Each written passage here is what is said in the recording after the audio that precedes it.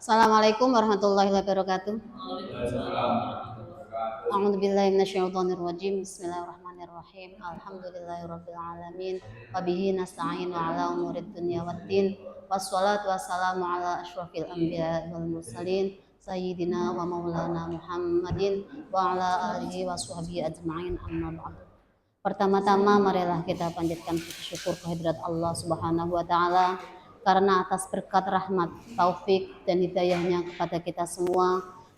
Di pagi hari ini kita dapat dikumpulkan di ruangan ini dalam agenda pelaksanaan praktek kinerja kepala sekolah, yaitu sebagai saya sendiri sebagai kepala sekolah yang akan melaksanakan praktek kinerja.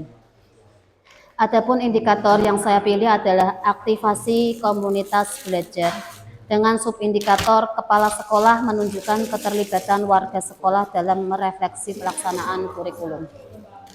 Salawat ma'asalam tak lupa kita haturkan keharibaan beliau Nabi Allah Muhammad SAW yang kita nantikan syafaatnya besok di yaumil qiyamah.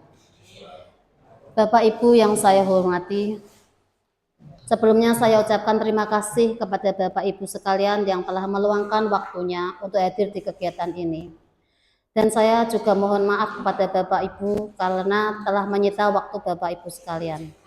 Sebagaimana yang tadi saya sampaikan, bahwasanya pada pagi hari ini saya akan melaksanakan praktek kinerja kepala sekolah dengan indikator aktivasi kegiatan komunitas belajar dengan subindikator kepala sekolah menunjukkan keterlibatan warga sekolah dalam merefleksi pelaksanaan kurikulum. Sebagaimana yang sudah kita ketahui bahwasanya komunitas belajar SMP Terpadu Hadikiyah sudah kita bentuk sejak tahun 2024. Harapan dari komunitas belajar SMP Terpadu Hadikiyah. Komunitas SMP Terpadu Hadikiyah, komunitas belajar SMP Terpadu Hadikiyah menjadi tempat kita untuk duduk bersama, belajar berbagi, berkolaborasi dalam rangka meningkatkan kompetensi kita sebagai guru dan sebagai tenaga kependidikan. Dan ke depan harapannya adalah kegiatan komunitas belajar kita dapat berdampak pada hasil belajar murid-murid kita.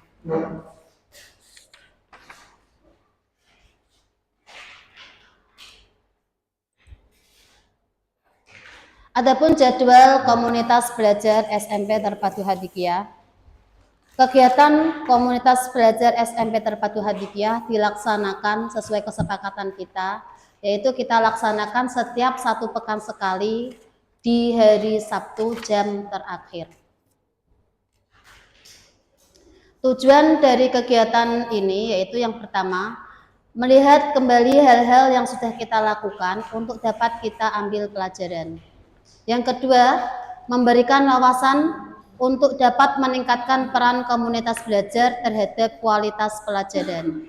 Yang ketiga, melihat dampak komunitas belajar untuk siswa, guru, dan kepala sekolah.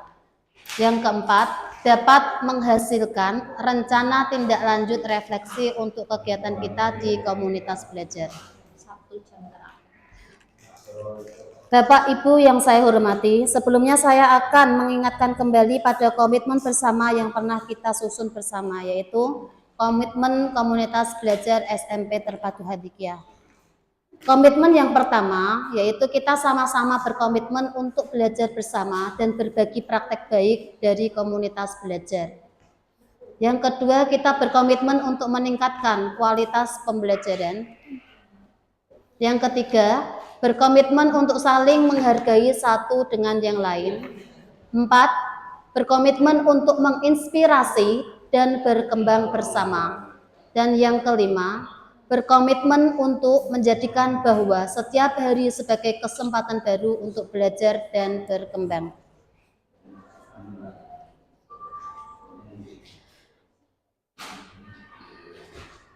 Selanjutnya, agar kita tidak jenuh, mari kita lakukan ice breaking terlebih dahulu ya.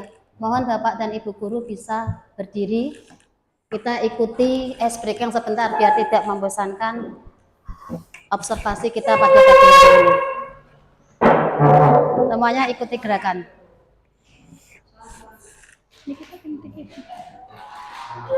Ya, semuanya ikuti.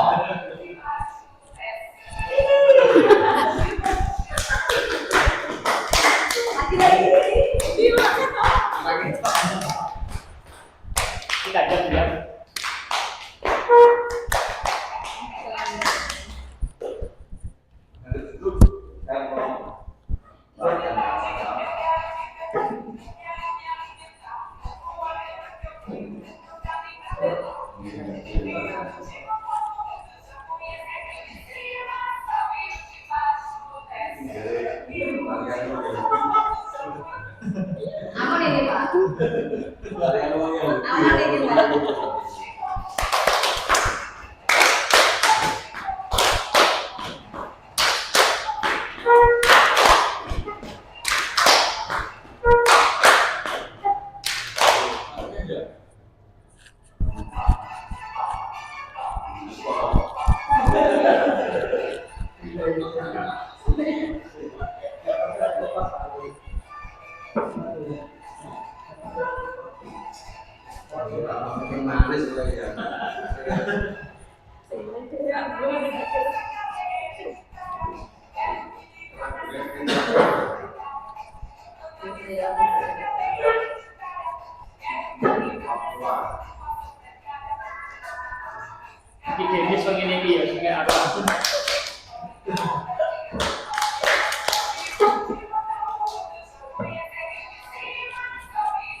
Yang Pak.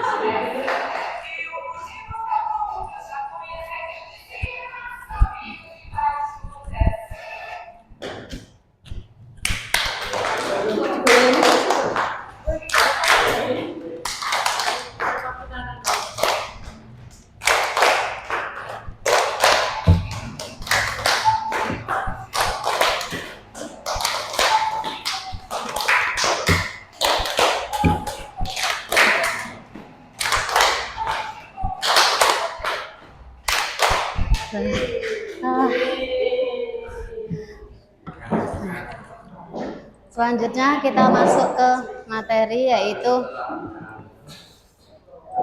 refleksi pelaksanaan kurikulum.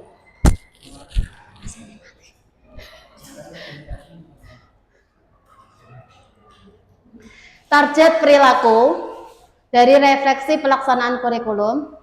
Yang pertama adalah kepala sekolah memandu refleksi mendalam termasuk membicarakan umpan balik dari warga sekolah secara terbuka. Yang kedua, kepala sekolah menunjukkan keterlibatan warga sekolah dalam merefleksi pelaksanaan kurikulum. Peran dan fungsi kurikulum. Yang pertama, mewariskan nilai dan budaya masyarakat yang relevan dengan masa kini, karena kurikulum yang baik adalah kurikulum yang sesuai dengan zamannya. Yang kedua, mengembangkan sesuatu yang dibutuhkan saat ini dan masa depan. 3. Menilai dan memilih sesuatu yang relevan sebagai kontrol sosial. Komponen kurikulum. Yang pertama, komponen kurikulum yang pertama adalah tujuan pembelajaran. Seorang guru harus memahami materi dan hasil pembelajaran yang akan dicapai pada setiap semester. Jadi sebagai guru, kita menyampaikan materi, kita mendidik anak didik kita, sebaiknya sebelum kita menyampaikan materi, kita tahu tujuan dari yang kita sampaikan itu apa. Jadi guru harus memahami materi dan hasil pembelajaran yang akan dicapai pada setiap semester. Yang kedua, metode pembelajaran. Guru wajib menggunakan metode pembelajaran yang inovatif. Karena semakin menarik metode yang kita gunakan, siswa akan semakin fokus dan aktif dalam belajar.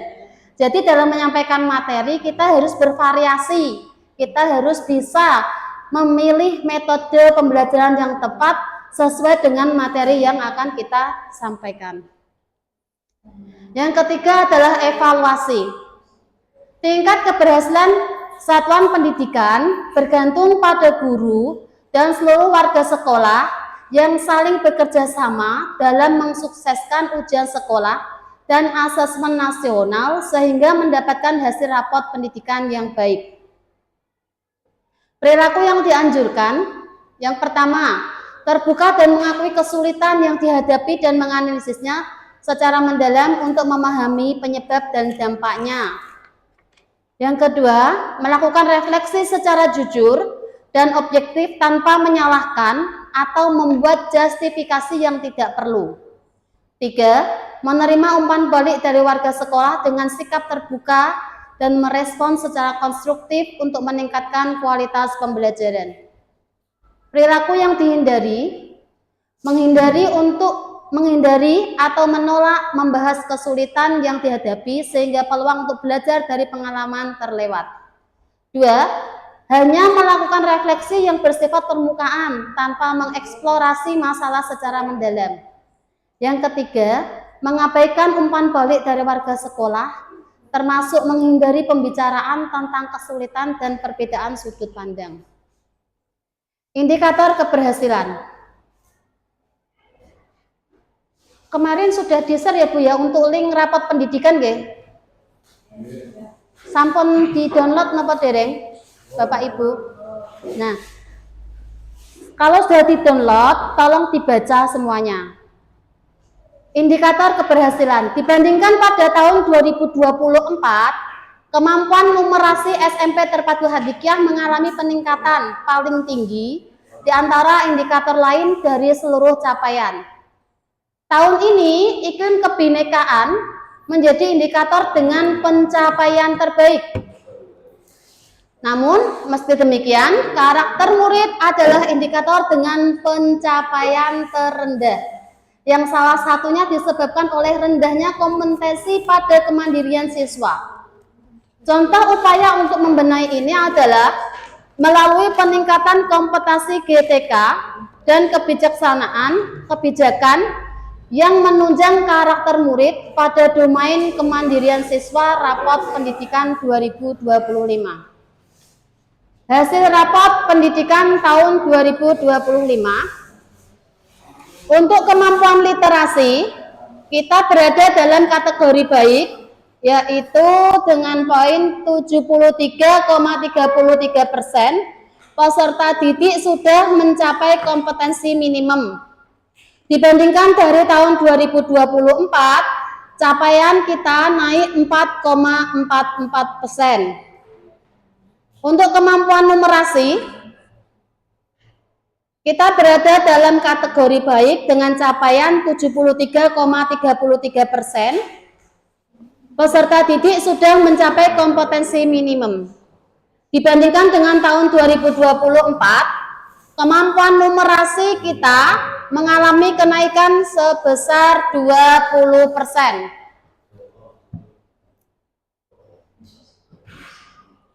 Untuk karakter siswa, kita berada dalam posisi sedang. Dengan capaian dibandingkan pada tahun 2024, kita mengalami kenaikan 4%. Iklim keamanan satuan pendidikan.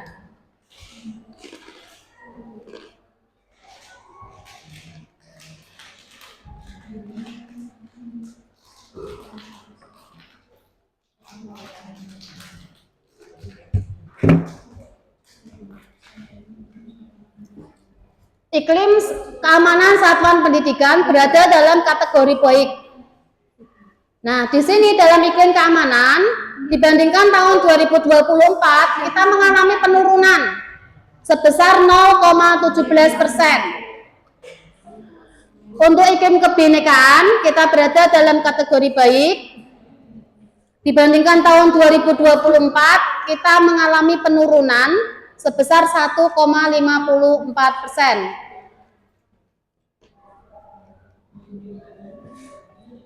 Dan untuk kualitas pembelajaran kita berada dalam kategori sedang. Dibandingkan tahun 2024 kita naik 0,06%.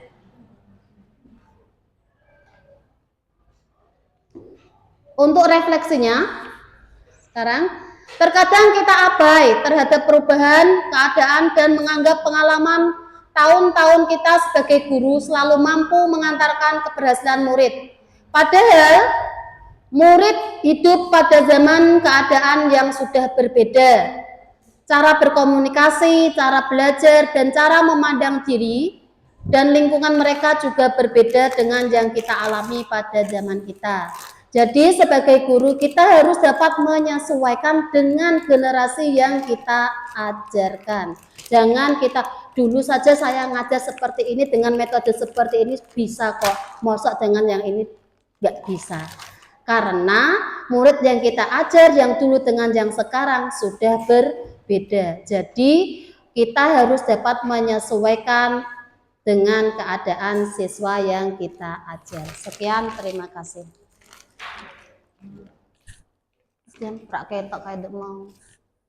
Sekarang kita masuk ke rapat bulanan ya.